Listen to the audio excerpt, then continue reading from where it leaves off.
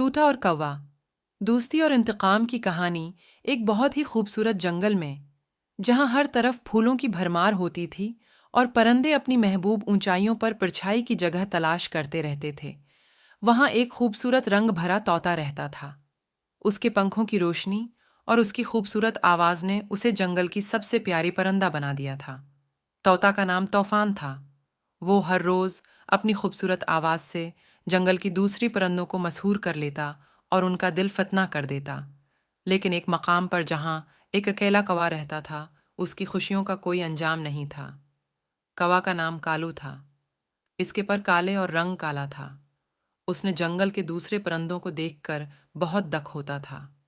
لیکن ایک دن ایک خوبصورت طوطا جو کہ ان کے مقام پر آیا نے کوا کی زندگی کو بدل دیا۔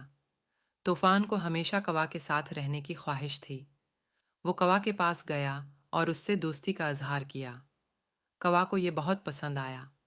اس کی تنہائی کا آخری دن تھا اور وہ اپنی دوستی کی قدر کرتا تھا۔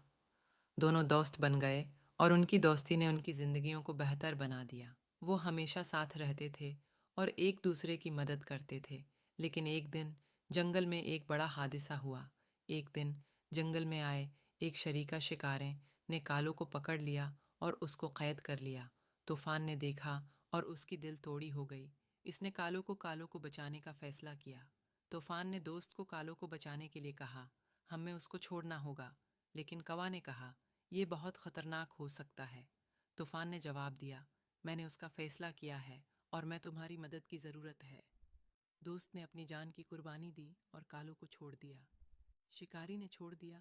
دوست نے اپنی جان کی قربانی دی اور اپنے دوست کو بچایا۔ جنگل میں دوستی اور احسان کی کہانی سب کو یاد رہے گی اور کوا کی دوستی کی قدر کی گئی۔